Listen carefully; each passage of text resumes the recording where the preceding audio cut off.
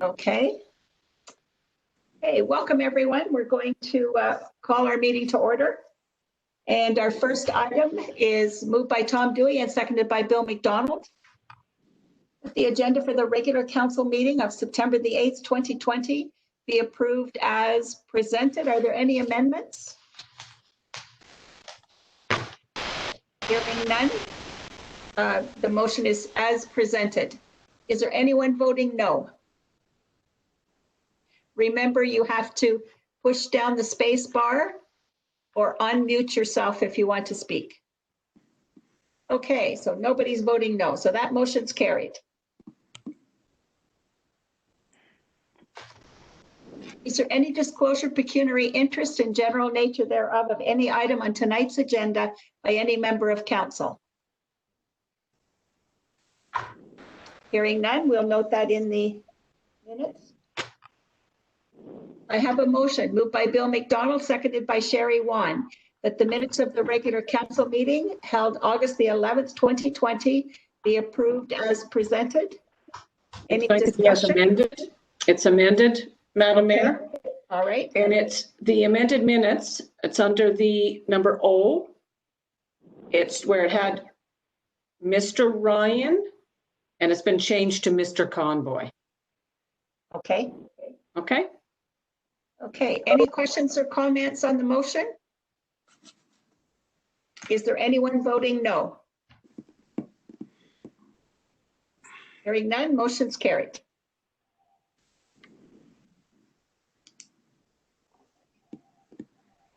Okay, Mayor's remarks, just a few brief remarks.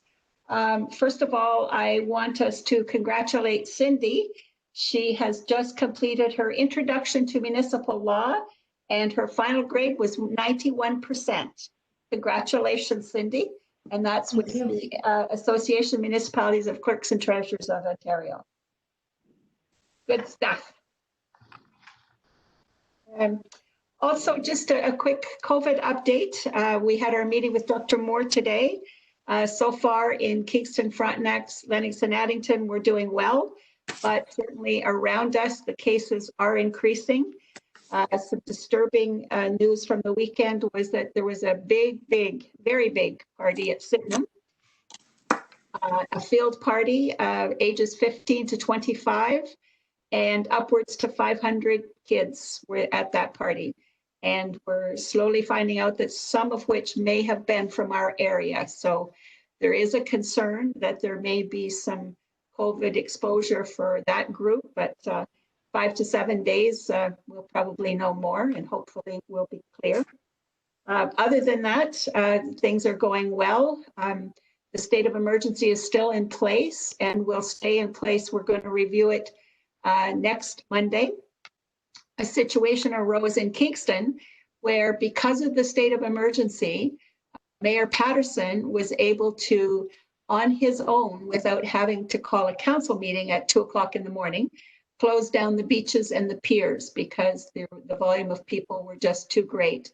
And had the state of emergency not been in place, he would have had to pull council together in a special meeting in order for that to happen. So things like that is one of the positives of a state of emergency. So I think my thoughts is that we keep it in place and that we continue to send the message to folks that this is serious business and we have to pay attention. And we can't let our guard down now because all the work we've done would be wasted. And the fall is going to be a tough time anyway. So that's all for me. Deputy Mayor, do you have any comments? For me, Your Worship. Okay. Does anyone else have anything to add? Okay, hearing none, we'll move on then. The next item is staff reports, development services. We have Andy with us. And I have a motion moved by Sherry and seconded by Tom. The council received the construction details report August 2020 for information. Andy, do you want to just point out some of the highlights? Looks like you're working hard. I know the numbers, I'm up to about 120 applications right now. I just haven't had time to get them all issued. So the numbers are actually higher than what's on the graph. Yeah, I think every time they announce a lumber shortage, then people panic and think they need to start building something before it runs out. But, Excellent. Any questions or comments for Andy? Bill?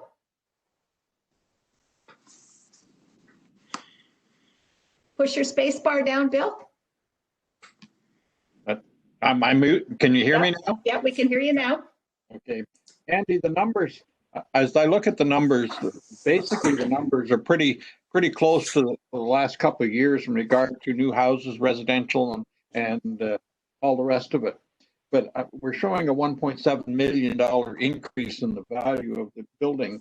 Is it all related to the new industrial units that you list down on the bottom of your chart? Thank you, Madam. not necessarily. There was a portable at St. James Major Catholic School. It wasn't a high value, and it was Matson's convenience there. It wasn't a real high value either. I think it's mainly the price of new homes up Nordic Lane there. There's a lot of large, expensive homes going in there. Okay, thank you, Madam Mayor. Okay. Any other questions or comments? Is there anyone voting no to the motion? Hearing no no's, motion is carried. Activity reports. I have a motion moved by Victor and seconded by Elwin that council receive the facilities activity report as prepared by the Manager of Development Services, CBO, dated September the 8th, 2020 for information, and further that council approve the recommendation of the Manager of Development Services, CBO, to apply for the Ontario Trillium Foundation's Resilient Communities Fund. Discussion.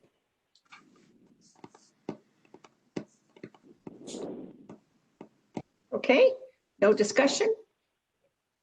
It sounds like a very good idea and things that we could certainly benefit from if we can get the grant.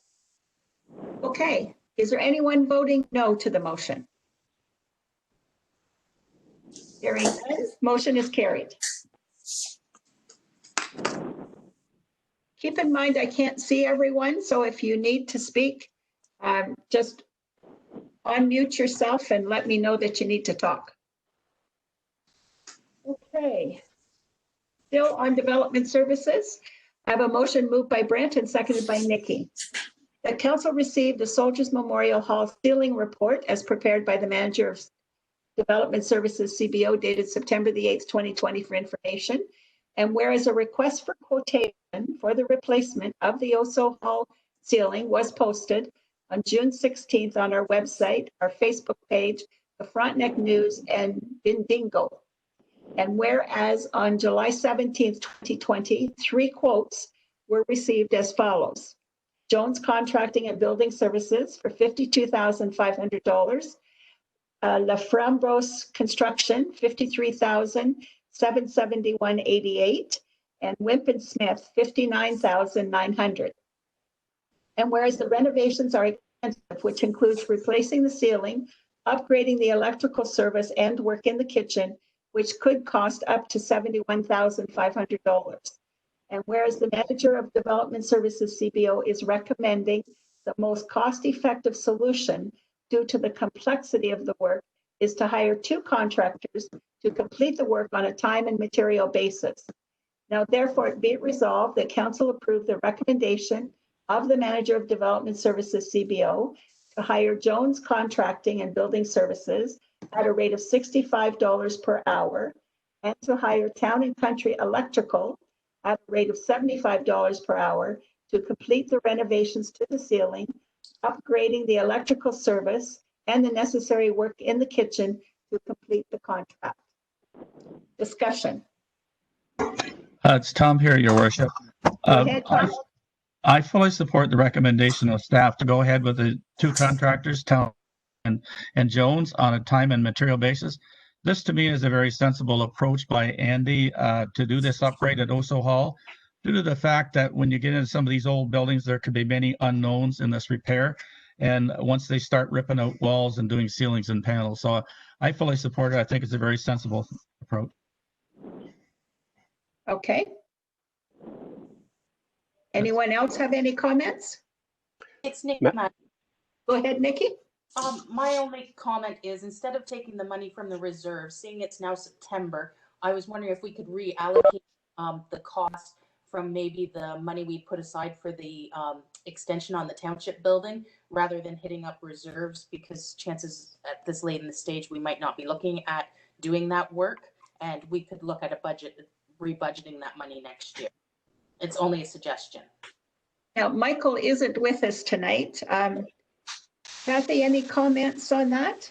Sure, I mentioned it to Michael, and he did say suggested reserves at this point. But certainly if, gets towards the end of the year, if there's money elsewhere that can be gone, then he wouldn't take it up reserves. So that certainly is a good comment, and we'll certainly, mention that to him. But that was his thoughts as well. Take it at this point under reserves, and we'll see how we get closer towards year end. Okay. Nikki, is that work for you? Oh, that's perfect. Thank you. Good. Okay. Anyone else have a comment? Bill? Yes, Madam Mayor. I'm just wondering to Andy what the timelines are on the completion of these projects. And whereas if the timeline is out near the end of the year, perhaps payment could just be made in the new year and then be considered in the new budget. Perhaps Andy might have a comment on that. Thank you, Madam Mayor. Okay. Andy? Through you, Madam Mayor. I know they, talking to Nathan Jones there, he would like we were talking on getting the work done in 1 month, between when court had the hall booked, but I don't believe that court has started there yet. So I would think it should be able to be completed within a couple months. And I think with Michael's idea about the budget, I don't think it's a big issue that we can pull it out of reserves or cost it and reserves as a combination. Okay. Okay. Any other questions or comments? Is there anyone voting no to the motion? Hearing none, the motion's carried.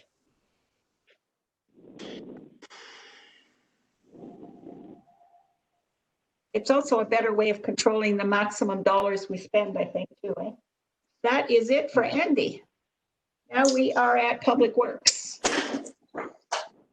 Tyson is on, and our first motion is moved by Elwin and seconded by Victor that council receive the Public Works activity report as prepared by the Public Works Manager dated September the 8th, 2020 for information. Any discussion on the activity report? It's nice to drive around and see so much work being done in different spots. It's Tom here, Your Worship. I'd just like to make a comment. I just wanted to congratulate Tyson and staff on the excellent job they are in keeping up with their grading schedule. That's a really helpful tool. And in light of the fact that they've had so much new construction going on in the area, and I think they're doing a great job in keeping up with just the regular maintenance. So I just wanted to pass that along. Thank you, Tom. I would just add to that the crazy rains that we've had that come down in torrential rainfalls and wash everything out. Bill, did you have something?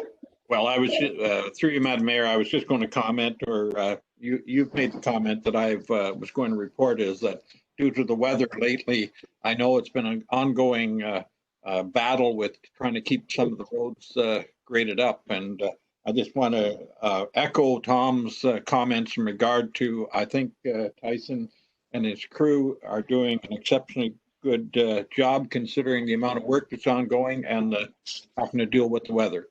Thank you, Madam Mayor. Your Worship, I'd like to add one little comment. The past few months, I've had a number of people, phone in complaints about this and that and the other thing. I passed these along to the staff at Public Works, and I must say that I'm really impressed with the way they handle it. These things are not just left on the back burner. They're looked after immediately, and I'm getting some good feedback from the residents in the area. So that's another important thing that I think that we sometimes forget, that the customer complaints are, not shoved aside, but they are being looked at. So true. And when they're dealt with quickly, they're put to rest and they don't become a nightmare. Exactly. Okay, any other questions or comments on the activity report? Madam Mayor, it's Brent. Yes. Number one, I echo everything that Tom and Bill said. Tyson, thank you, and thank your staff. You're on top of things. I'll note that the shouldering on 38 has vastly improved the road, and you can really see the difference. And I'm sure it's going to get us a few more years life out of 38. I do have a question, however, and it's related to the report on the numbers. I'm just wondering if you have a reference in terms of how the total number of amnesty loads going to Olden this year compares to last year. Through you, Madam Mayor. I don't have the numbers in front of me, but I know there's more. And I think it's because we made some improvements to the amnesty ticket program. And unfortunately, I think that was a lot of advertisement. Not that we really want to advertise amnesty because it has such a negative impact on us, but I think that also act as a big billboard everywhere. So I know the numbers are higher. Thank you. Okay, any other questions or comments? Okay, is there anyone voting no to the motion? Motion's carried.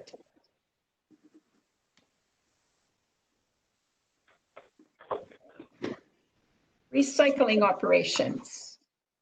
I have a motion moved by Bill and seconded by Tom that council receive the recycling operations report, which includes historical and forecasted costs as prepared by the Public Works Manager for information. And further, that the Public Works Manager will provide a report to council in the spring of 2021 once the final invoicing is analyzed. Discussion? Mayor, it's Brent again. Go ahead, Brent. Just a quick question. Tyson, thank you for the report, very detailed. The question I have is speculative, if you will.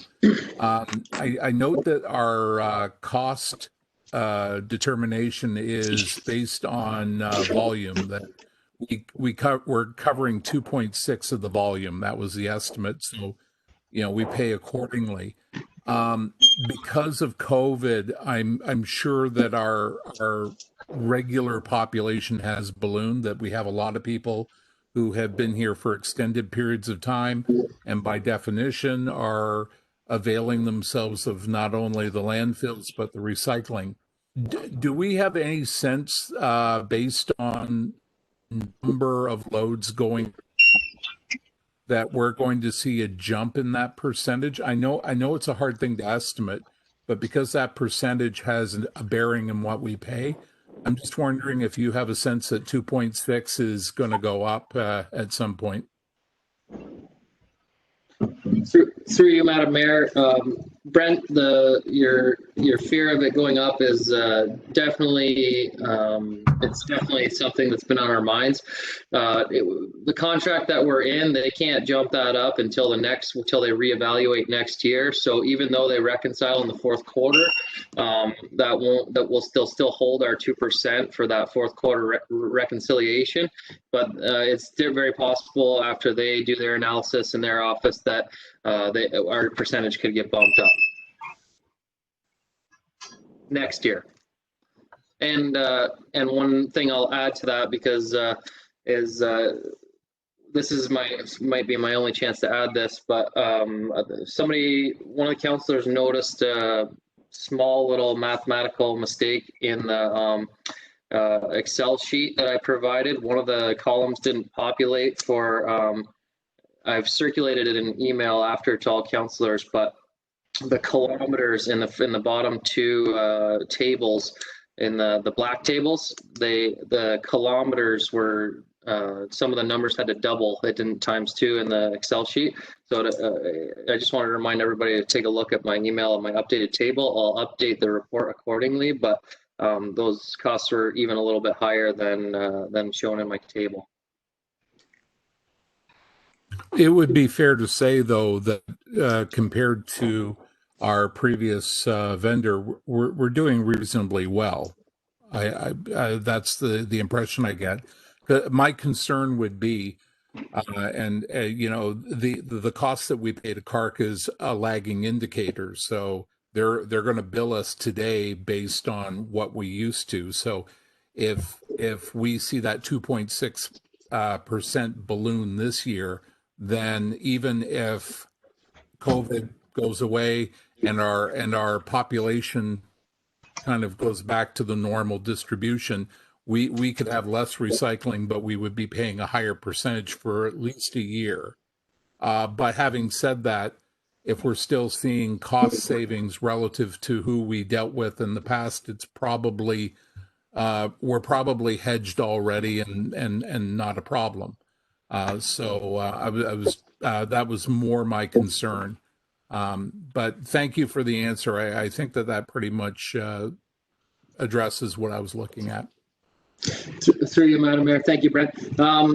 No, absolutely. And I just want to also remind everybody that I'm going to do a very detailed report of actual numbers after in the spring of 2021, after we get that fourth quarter. We don't receive that fourth quarter invoice where they reconcile until end of February. But after I have actual numbers, I'll come back and do a report of 1 full year, and we'll go from there. And it's a little more expensive right now. I 100% agree. It's pretty on par with what we estimated. Tad more expensive for the invoicing, but we're saving on some fuel. But we'll see how it comes in after a year. And also, just to mention then, Tyson, it would be very helpful if it's going to come in February, certainly with council for dealing with it for the 2021 budget as well. You'll have actual a little bit easier to budget for that year. That's right. And I did reach out to KARC, and they are not able to provide me any kind of an estimate whether we're going to be giving money back or if they're going to be giving money back. It's they can't even forecast it. So it's a tricky. I did the report as per council's request, but it's a bit of a tricky comparison right now until we get that final invoice. Okay, Madam Mayor, Bill here. go ahead, Bill. I want to thank Tyson for this report because I believe I was the one that asked him for the report, and I think it's really quite informative. The question I guess I have is that what's happening on the recycling front, Tyson, in regard to what can be recycled? I assume that there's been no changes from our other place where we're taking it Napanee. But I'm just a 2-point question. Do you anticipate a change in what can be recycled? And how are we doing in regard to the recycling of metals with Kimco? Thank you, Madam Mayor. Through you, Madam Mayor. The first part of the question, I don't expect any changes if we stick with KARC. As we all know, it was a bit of a difficult transition. The streams changed a little bit with the fibers and the paper. If we stay with KARC, that won't change. Our biggest change that we're up against in the next few years is the blue box transition. And now that we're locked into some dates of when we think we're going to transition, but the info that's still out there that we don't know is what the new streams of recycling are going to look like. We don't know how that transition is going to go yet.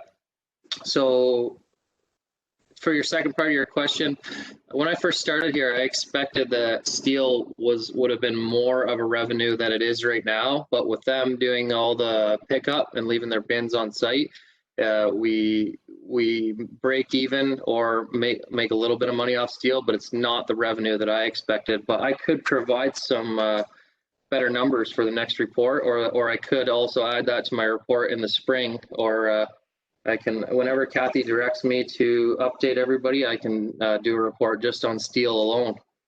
I'll add through you, Madam Mayor, I'll add that I did have our lead hand waste site attendant do some research on more places we could take steel to.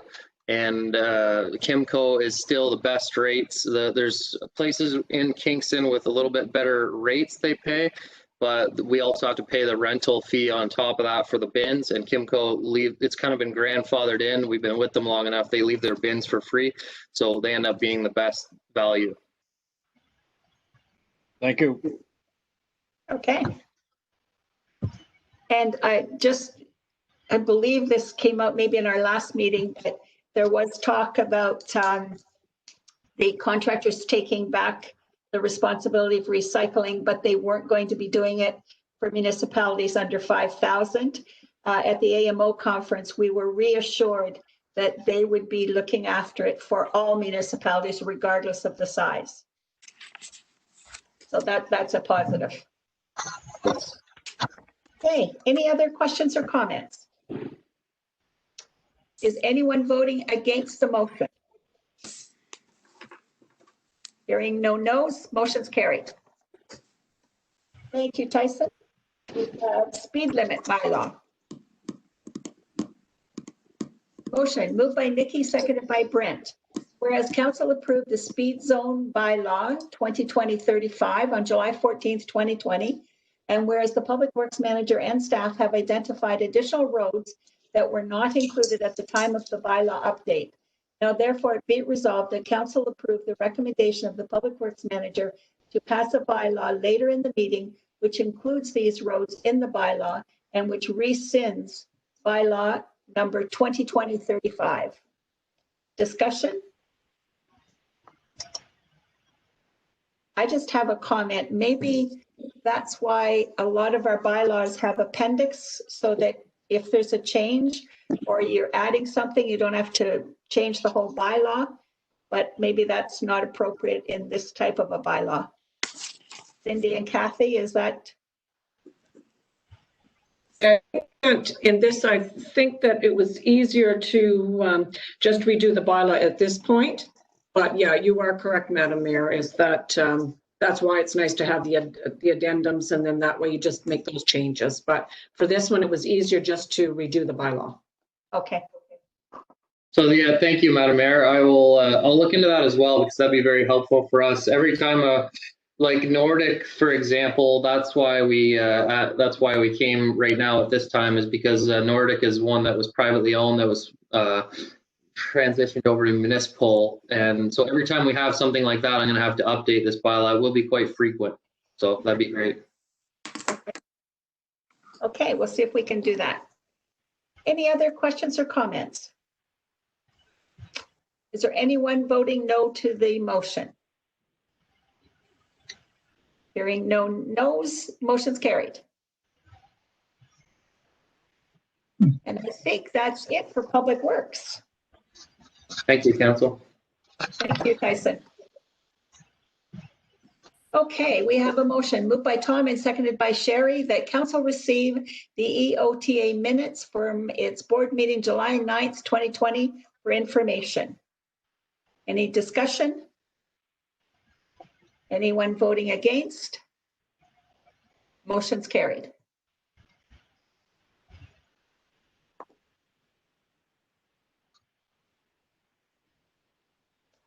I have a motion moved by Sherry and seconded by Bill that council received the minutes from the August 12th, 2020 and August 22nd, 2020 District 3 Recreation Committee meetings for information.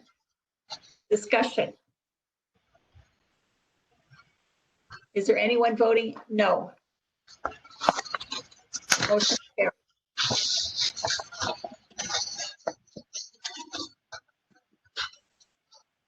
There's some background noise on somebody's system. Okay, I have a motion moved by Nikki and seconded by Brent that council receive the minutes from February 18th, 2020, District 4 Recreation Committee meeting for information. Any discussion? Anyone voting no? Motion's carried.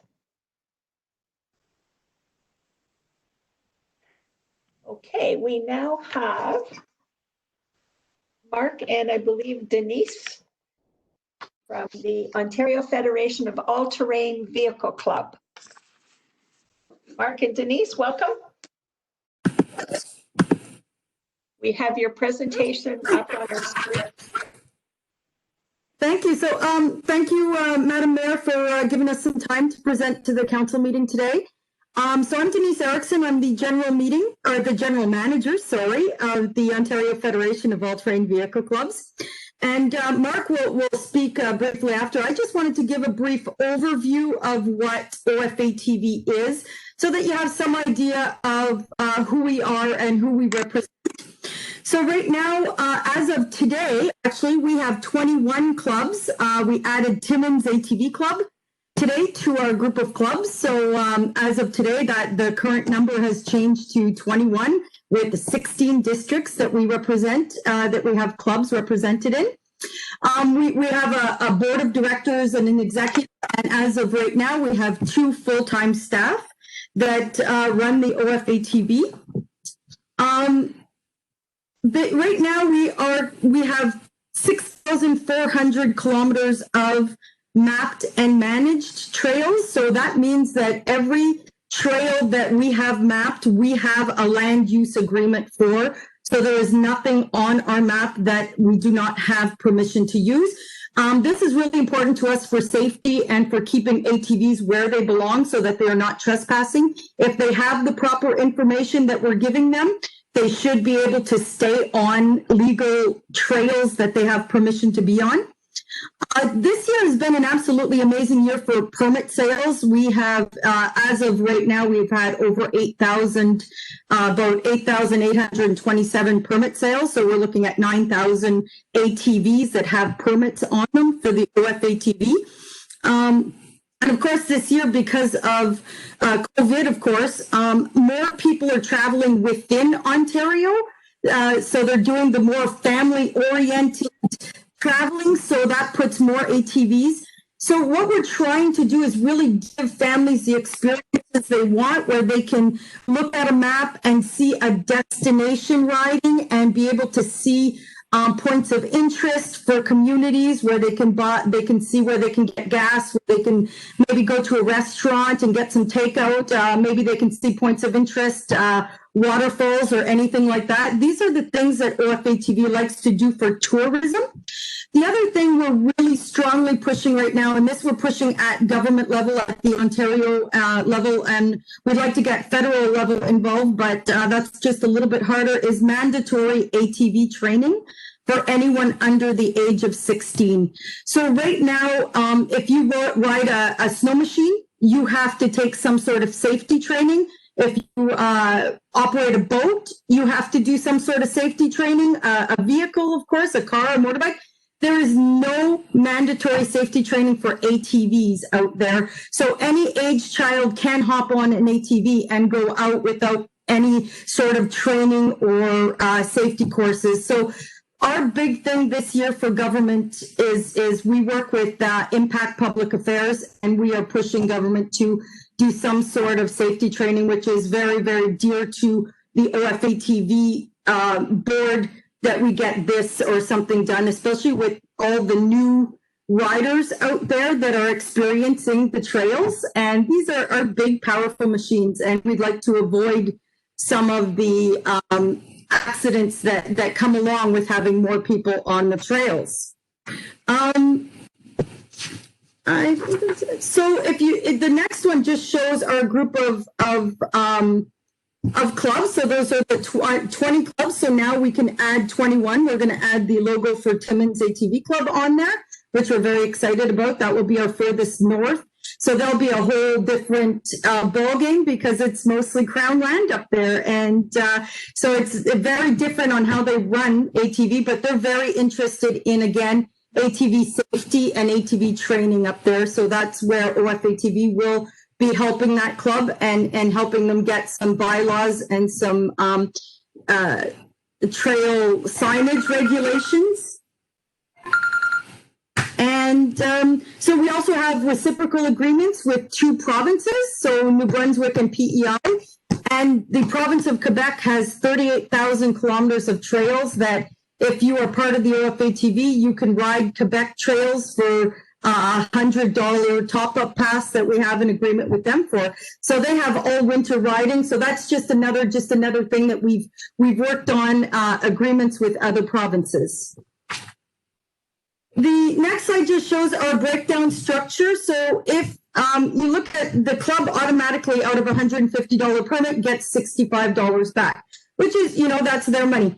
But there's also this trail leveling fund of $22.56. So every permit that is sold in Ontario, $22.56 of the permit gets put into a fund. That fund is distributed within to our 21 clubs, one chunk every year to do trail maintenance and trail work. So this year, based on 8,000 permits sold, that would be about $180,000 sitting in that fund right now that will go to our clubs just to do trail maintenance and grading and anything they need to do, whether it's update signage or anything trail-wise that they feel they need to do. So our clubs are not left unfunded. So basically, out of a permit, the club gets about 80%. If you go to the next one, the club gets 80% of the funds from each permit. We also have, we pay the tax, the HST, on all permits, so our clubs do not have to have an HST number. OFATV covers all of that. That way, when we give them their money, it is cleared and it belongs to the club to do whatever they wish to do with it. I think that's it for there. If there's any questions, obviously, I'm free to answer them. Insurance, this is a big one for municipalities. OFATV has $15 million liability insurance that we give to our landowners.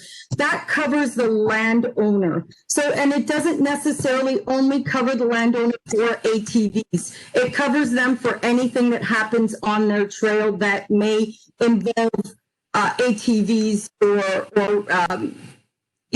whatever the landowner is being sued for, I guess, if they do get sued. So we are matching what OFSC is doing for their coverage. We have the same liability insurance. So it's we try and give that to all, including municipalities, so we can name a municipality as a third party on the insurance policy, so that you have a certificate for the use of any trails that you allow OFATV to have.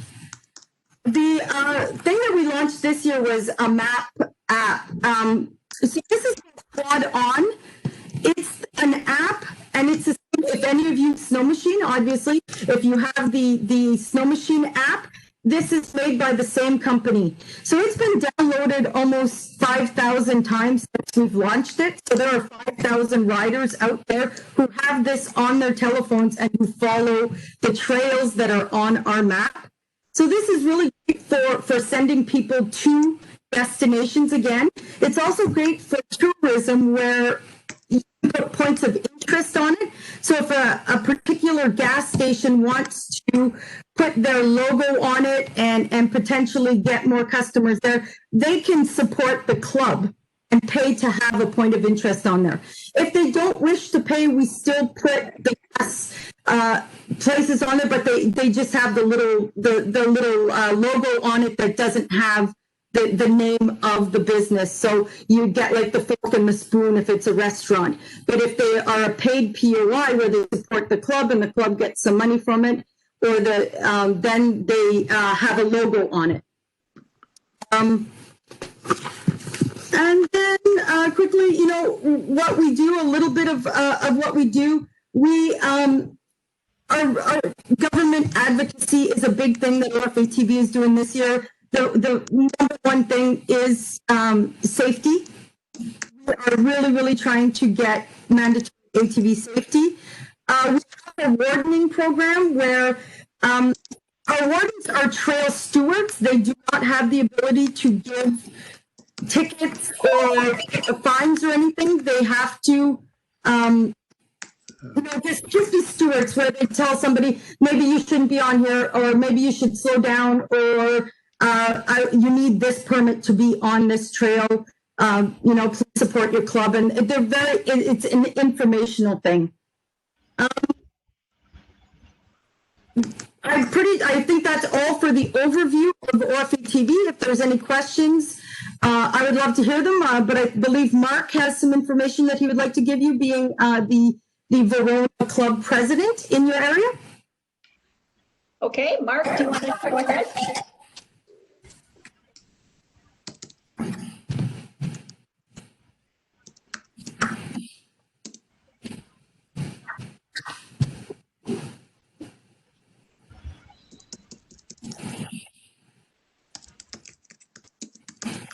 So I think we're having audio problems with Mark. Don't think anyone else can hear him. Okay. Well, I believe what Mark I believe he's asking for use of the rail bed in the area that I believe it's maintained by EOTA right. So basically, right now we are working with Hastings County on the Heritage Trail, where we have a signed agreement. It's signed by our side right now and has been returned, and we have given them the insurance certificate and everything. So we're hoping that this will be signed. So basically, it's a reciprocal agreement between Hastings County EOTA and OFATV for the use of the Heritage Trail in that area. This is important because Verona ATV Club would be able to connect to that area, connect to Coe Hill, connect to Renfrew County, connect to Ottawa Valley, and all of these clubs would have an area that they can ride. I know Mark has more information about the specific area and ask. I'm sure he can maybe send that via email. Or did he send something? No, he hasn't yet, Denise, but I think that's the typical question that we would have, is working with EOTA. Mm-hmm. And I guess the other question is, would folks need to get two permits, one from EOTA and one from the ATV group? I'm sorry, you cut out right at a portion of the question, sorry. Would a person riding the trail need two permits, one from EOTA and one from your club? No. We really, OFATV does not want to exclude anybody. So if they have an EOTA permit, fine. If they have an OFATV permit, fine. It would be a shared use of the trail. There would be no exclusion or no making the rider pay anything extra for the experience of going to your area. Your worship, I have a couple. It's Tom here. Yes, go ahead. I don't know. Somebody's. Can you just mute yourself? It's Tom here. I have a couple questions. Can yes. Sure. Can I ask Denise? It's Tom Dewey here. You in your the way you spell out your permits, $50, and you've allocated certain things back to the clubs. You mentioned $65 that on each permit is going back to the club. Like, what does the clubs use that $65 for? You also mentioned about the 2256, which I understand is for trail maintenance and that. But you also, the $65, like, what accounting on that? What's that used for? Denise, can I answer that question? Yes. Okay. Have we got Mark now? We have him on the phone. He's calling before. And I have a couple more questions I want to ask too. Anyway. Okay, go ahead, Mark. Madam Mayor, I'm just going to go back just a little bit before I answer Tom's question. So Verona District ATV Club, we started last October. we needed to get a club together so that we could try to manage the trail. We have such a fabulous resource here, as you know, with the KP Trail running north and south. We work really closely with Richard at the county level, and the point of this particular request that I have for use of your east-west trail is so that we can connect with the Ottawa Valley Trail to the east, and so that we can eventually connect to the Lennox and Addington and Hastings Trail to the west. And I believe you folks are familiar with what's going on with EOTA and specifically Hastings with a use agreement for the OFATV. So that's why I'm here, and that's why I'm asking for that permission today. For Tom's first question about what the money is used for when it comes back to the club. So Tom, we've written a couple of big checks this year. We've bought garbage and recycling receptacles for 2 trailheads, one down here in Verona, and then hopefully when they're received and we can set something up, we're hoping to put one at the corner of Westport Road and Highway 38. Many of you will know the car gentleman there, and he's complaining of a lot of garbage and refuse from people buying their lunch and congregating there. And so we're going to put in some bins and see if we can knock down some of that garbage. So that's just an example of where that money's going. Obviously, we're all volunteers. Nobody is paid at the club level. I believe Denise and her other staff member up there are the only 2 that are paid. Okay, Tom, your next question? Yeah.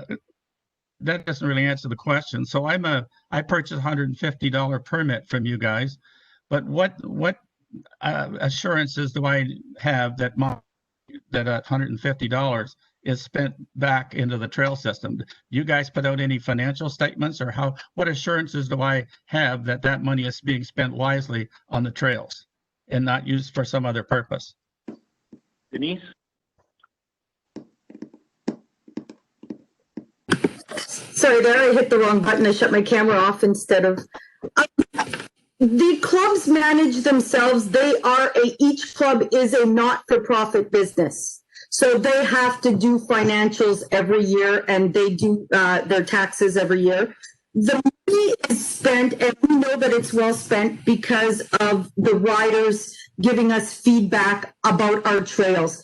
If there's a trail that needs extra money and the club needs some finances to help with that because their permit sales are down or for whatever reason, we would help them with extra funds to do trail maintenance in certain areas. We do have trail grants that the FATV gives. So that $65 is for the club to run. They work hard on getting extra trail kilometers.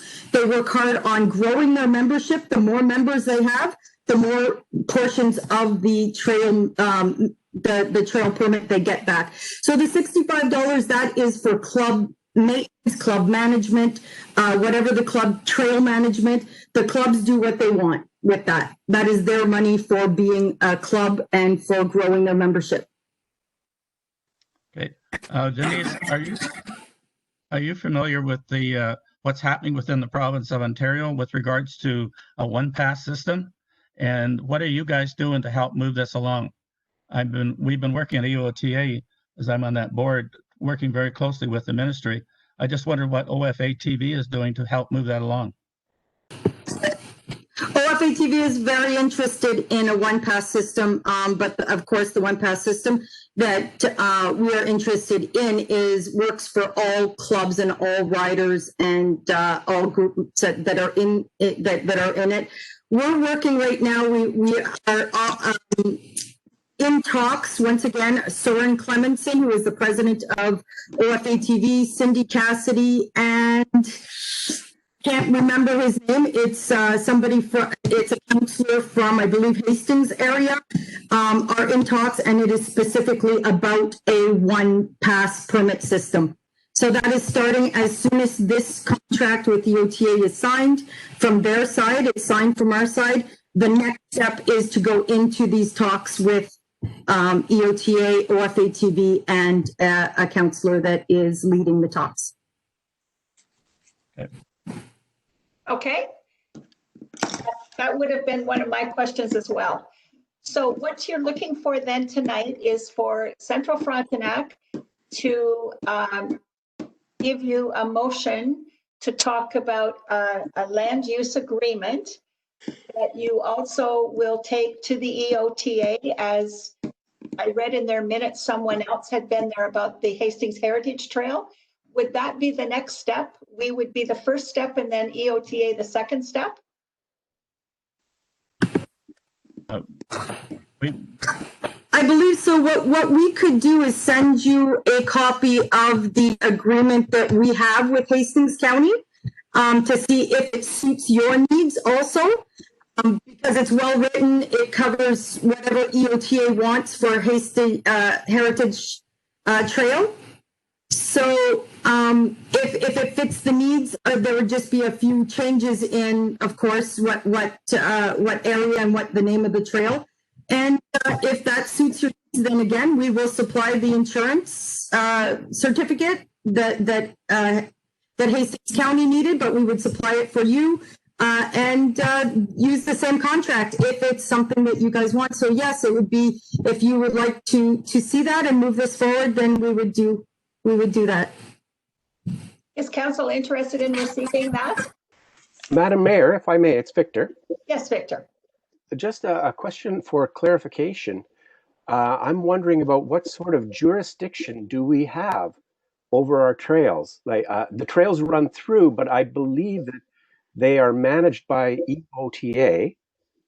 So perhaps we can, as a council, can give our support to the concept, but I don't know, are we able to give permission for OFATV to actually use our trails? So just for clarification.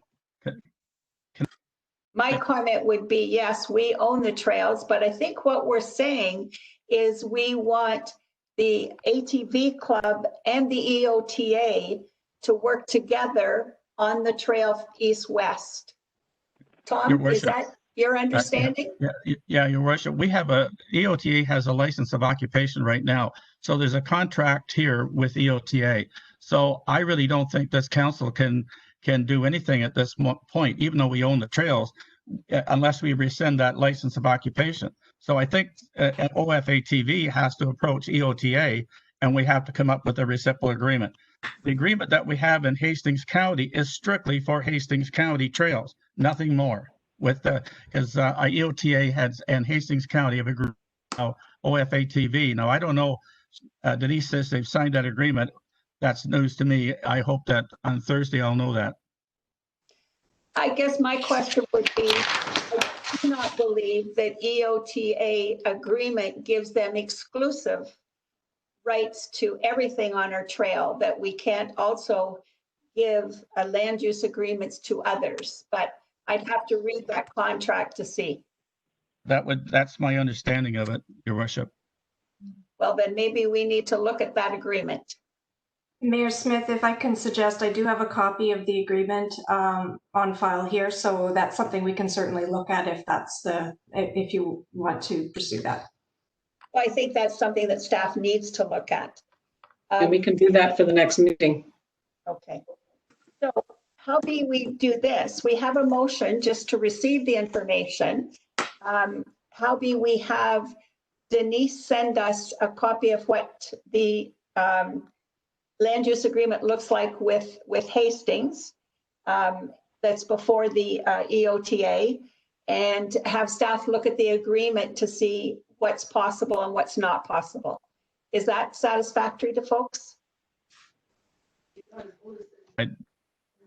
Okay, so I'll give you the motion.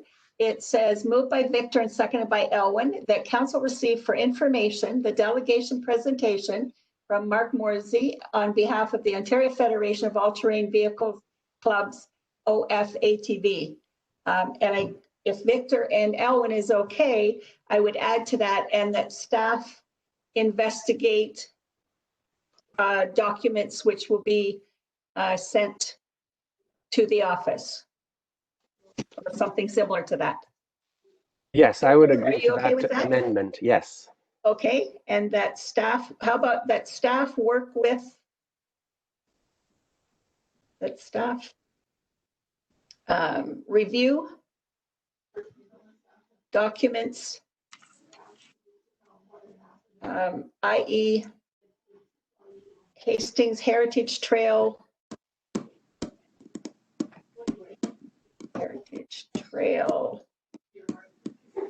land use agreement,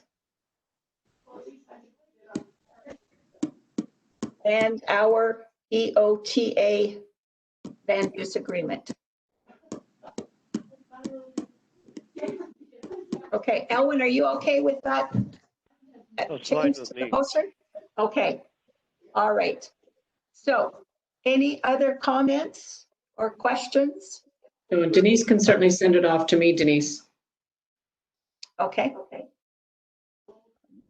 Okay, anybody voting no? I'm voting no, Your Worship. Okay. Anyone else? Motion's carried. Okay, thank you very much, folks. We'll move on now. Thank you again, Mayor. I'll be leaving now. Thank you. Thank you. Bye, Denise. Bye, Mark. Bye. All right, we have a motion moved by Nikki and seconded by Elwin that council receive for information the following correspondence, and it's correspondence number 1 to 15. 2 pages of it. Yes, Bill.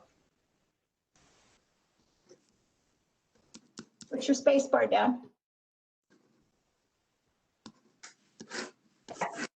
Can you hear me now? Now we can.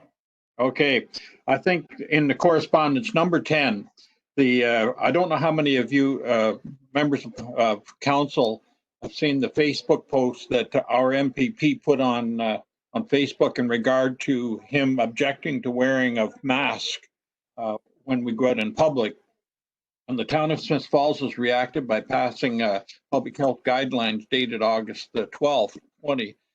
And they're asking for endorsement of their position in regard to this, because I think personally, I think it's really reckless on the part of our own elected MPP to go on Facebook and start recommending to people that they not wear face masks. I think it was dishonest, and actually it goes against the grain in regard to what we're trying to accomplish with in this pandemic. So I would like to recommend for the next meeting that we pass a motion to endorse the town of Smith Falls motion.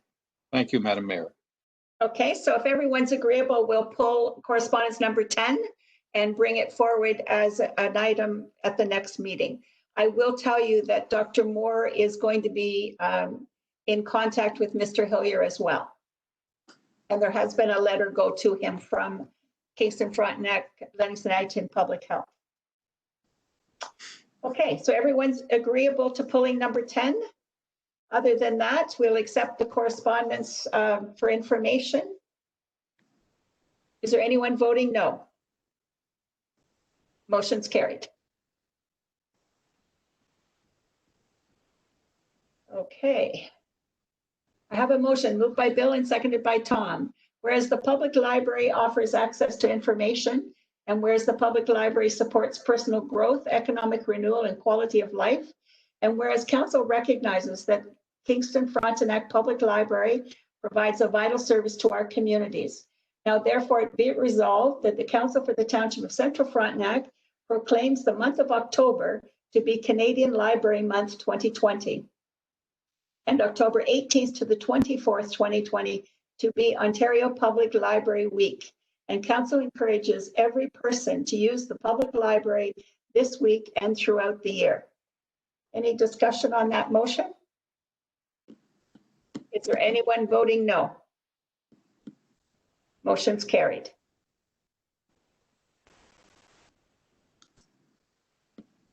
Right.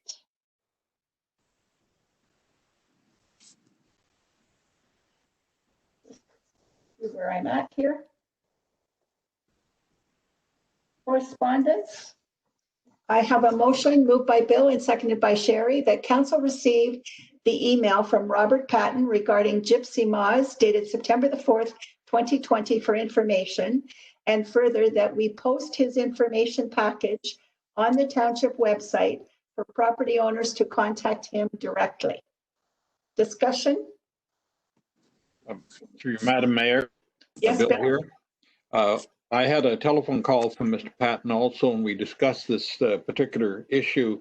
And I think what we're offering in the way of posting it, his request that we share in the cost of it, my position was that not all of Central Frontenac has been impacted by the invasion of the gypsy moths and the forest caterpillars at this year, because the southern the township, I didn't really see or hear of much impact at all. But by us supporting it financially in some way, shape, or form, what we're doing is we're asking everybody in the township to actually support the program. And I have a feeling that it might be setting a precedent for the next thing that might happen in certain parts of the township. But I'm looking forward to hearing any comments other councillors might have. Thank you, Madam Mayor. Okay. Any other questions or comments? I guess my comment would be if the township owned property close to someone, then we should take a look at paying to spray that property if in fact there is an infestation. But I think you're right, Bill. This is something the whole township can be faced with and can be a very costly proposition. And we do know that gypsy moths do run in cycles. And we got through it a number of years back, and some were used spray and some didn't. And we'll just have to see what happens. But certainly I think by us helping to advertise this, it will help a block of the township to work together to spray their private properties. Any other questions or comments? Is there anyone voting no? Motion's carried. It's amazing how many hits our website does get, so it's a good spot to put information. All right. Public meetings, we don't have any. We have a bylaw. And I have a motion moved by Victor and seconded by Brent that bylaw 2020-43 being a bylaw to create updated speed zones within the township of Central Frontenac be read a first, second, and third time and finally passed this 8th day of September 2020. Any discussion? Is there anyone voting no? Motion's carried.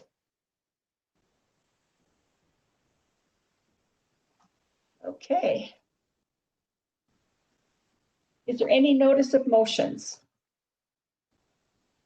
Is there any giving of notices of motion? No. Is there any new or other business? None. So I have a motion moved by Brent and seconded by Victor that council move into closed session to discuss matters about 1, a proposed or pending acquisition or disposition of land by the municipality or local board pursuant to section 239(2)C, termination of tenancy agreement. Number 2, litigation or potential litigation, including matters before administrative tribunals affecting the municipality or local board pursuant to section 239(2)E, fire department. Number 3, a request under the Municipal Freedom of Information and Protection of Privacy Act if the council, board, commission, or other body is the head of an institution for the purpose of that act, section 39(3)A, MFIPA request received in August. Any discussion? Okay. Anyone voting no? Motion's carried. Okay, so we are now going into closed session. So we will close out of this meeting. Cindy has sent the link to go back in. Then we'll come back out after that if there's any report. So for the public watching, hard to estimate how long we'll be in close, but I would say maybe 15, 20 minutes, Kathy? Yeah, sorry, I thought I was muted. Yes, I would say probably, yeah, about 15, 20 minutes should do it. Okay. So if any of the members of the public want to come back, we'll go back to our open meeting. Okay, see you all in closed. I do here to close down. Or does this say leave meeting? Just move it up.